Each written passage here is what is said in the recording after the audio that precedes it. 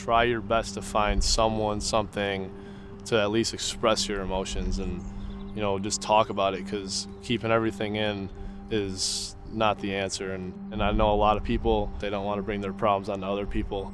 My dad had that problem with, keeping everything in and, just always making it seem like he was okay just so he didn't bring his issues onto other people, because maybe he thought that was not their part to be dealing with issues that he had. So, and then eventually when you hold all these things in and nobody's able to tell, it's gonna be very hard for you to get through it. You have to really go out and seek help, as hard as it may be. Keeping it in is I'd say one of the worst things you could do for it. There's a whole host of reasons that would indicate that someone might want to seek help or something's going on. Anything that might be different for somebody that just seems out of place, or they just don't feel like themselves for some reason. I think that's usually a first good sign. That gut feeling that something's off is something we usually need to pay attention to. I grew up in Grand Rapids, but I grew up in a small town called Hudsonville. As far as family is, I have divorced parents, so I have 2 stepsisters, 1 stepbrother, a half-brother, and then 1 real sister. So really large family. And then my mom's like my hero. She's at every single one, taking pictures or yelling at me from the stands. So they've all been super supportive. Carlson drives the ball across. Diving header and a goal by Michaela Mouse Kovacs, the captain. Before MSU, I played for Midwest United. I had some time in the national team camps as well. And then during the summertime, even while here at MSU, I've played in a lot of summer league teams, and every single team I've played for in the summertime, we've competed in a national championship. I always had something, like my mother would tell you, that since like high school, something was always a little bit off. I remember my freshman year of high school, just coming home almost every day after school crying about like, I have no friends, no one likes me, but like that same year I got elected to homecoming court. Like I had so many friends and like so many people around me who loved me. I knew it was there, but when I got to college, obviously that's a big change. So it just kind of hit harder of like the feeling, oh, no one around me wants me here. It just kind of hits harder when you get to a new place where you don't know anybody and you're not around that familiarity. I would for sure say it was depression. I was diagnosed with it my freshman year after I kind of had a situation that didn't go super well.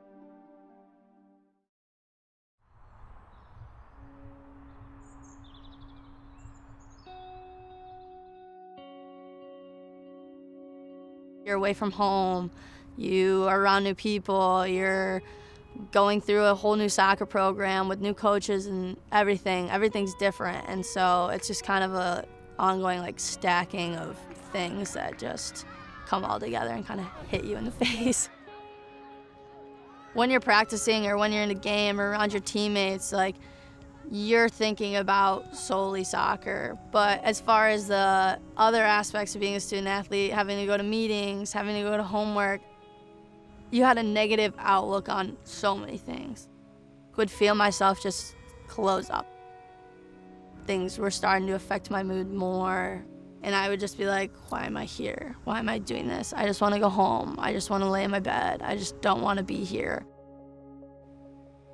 Somebody on the outside looking in would say, wow, look at her, she's here at Michigan State, she's playing on a scholarship, she's a great player, people look up to her, but yet she didn't see that. The two didn't go together. So it was just kind of hard as a mom saying, look what all you have, look what you can do, look what you've done. She literally hit rock bottom, was, attempting to self-harm herself. And, it called me just crying and like uncontrollably crying, and something that normally she doesn't do unless she's spiraled.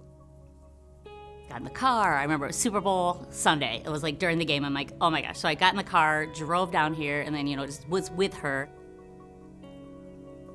I called and got a hold of Tammy, and who's just been incredible. Tammy and Stacy, like they are such great coaches, great people. And we just got together, we sat down and we just talked about, they are there for her, as well as that she needs to open up and kind of, tell people when she's starting to feel, these feelings.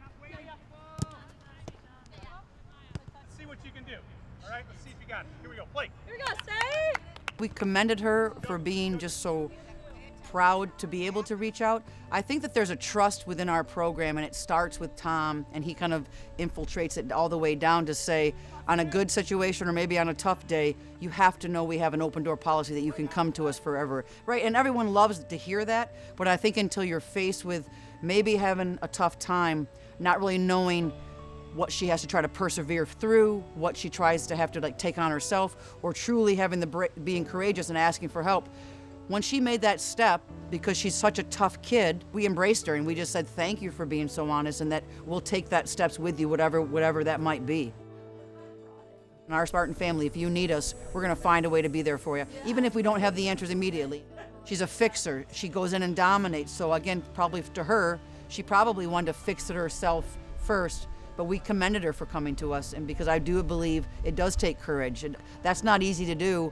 And then again, once you come to and kind of open up that door, everyone wants immediate answers, and sometimes that's also the learning process. You might not get those answers immediately, but to know you have the support no matter what, I think that lets her exhale and know that she's loved and cared for.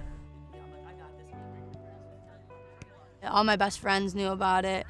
So after the initial step of kind of like coming out, and I hate to say labeling it, but after it was kind of labeled on you, people are more consciously aware of what's going on, and they can just kind of sense when you're feeling down. Like, kudos to my friends. They had a lot of strength dealing with like just kind of sporadic things going through my head.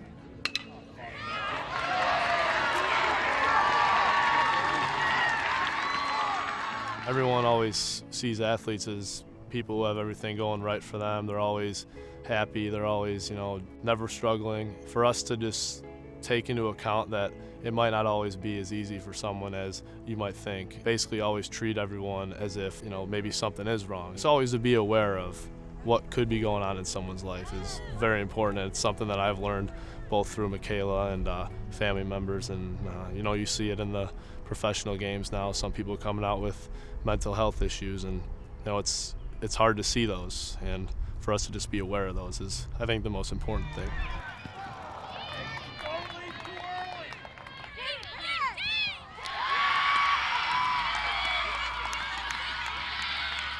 I definitely see a difference in her personality now that she's kind of like redefined goals, trying to like find herself within herself and not defined as soccer or defined as like a student, and then trying to go forward from there instead of trying to live up to everybody else's expectations, I think.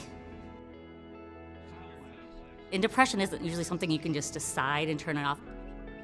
I'm just proud of the journey that she's taken. It's just great to see her blossom and work through these issues. It's just been a great progression. Now that she is where she's at, that she just wants to try to be more of a role model and try to just make a difference. I'm so proud of Michaela. By showing vulnerability, I truly believe that is where strength comes from. And to have someone that is just so dominant on the field be able to say, hey, guess what? Even though I am doing this, I also need help. That's what it's so easy to rally around. This is the journey we're going to take with her, and we'll be her shield if she needs us to, but we can also stand back and let her soar too. As a student athlete, we have such a voice. Why not talk about it? I'm comfortable. I want to kind of talk about it for other people that are feeling it. Like, it's not a weakness. Like, you can still be strong. You can still do whatever you want to do. Like, even though it feels like a blanket of weight on you, like, shouldn't hold you back. You don't have to stay weighted down. It's not something wrong with me. Like, something needs to be addressed about it, but it's not like I can't do things just because I have depression. For me personally, I'm at the point of my, I don't want to call it battle, but just with the thing I have, that I'm at the point where I feel confident that I'm doing well with it. I'm crushing it. It's not affecting me. But for some people, it does affect them daily. And I mean, that can change for me at any point, but a lot of people are going through it. So I think it's important to talk about.